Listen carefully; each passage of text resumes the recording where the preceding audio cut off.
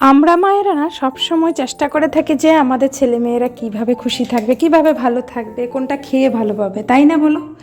তো মেয়েকে খুশি করতে তাই বেরিয়ে পড়লাম মা মেয়ে মিলে কোথাও ঘুরতে। তো hello everyone, welcome back my channel. আমি শিল্পী, আমার আরেকটা ছোট্ট মিনি ব্লগে তোমাদের সবাইকে স্বাগত। আমি যেখানে গিয়েছি আমাদের বাড়ি থেকে প্রায় 20-25 মিনিট লেগে যায়। তো আমি চলে এসেছি এখন এলপাটিকা পার্কে। তো সেখানে গিয়ে দেখি ওই দিন ছিল সানডে, তো প্রচণ্ড ভিড় ছিল সেই দিন। তো ওর ফ্রেন্ডও গিয়েছে, তো দুজন মিলে খুব মজা করেছে, মাস্তি করেছে, আমরাও গল্প করছিলাম। তো এই সময়টা খুব ভালো লাগছিল, পার্কের যে ভিউটা এই সন্ধ্যার টাইমটা খুব সুন্দর। তো অনেক মানুষও ছিল, খুব ভালো লাগছিল। তো ওরা খেলতে খেলতে হাঁপিয়ে গেল, বলল কিছু খাবে। তো আমরা অর্ডার দিলাম ফ্রেঞ্চ ফ্রাই, তো দুজন মিলে ফ্রেঞ্চ ফ্রাই খালো, সাথে আমরাও একটু ভাগ নিলাম। তো ভাবছি আমরা একটু ফুচকা খেয়ে নিই। ফুচকার দোকানে গিয়ে দেখি প্রচণ্ড ভিড় ছিল।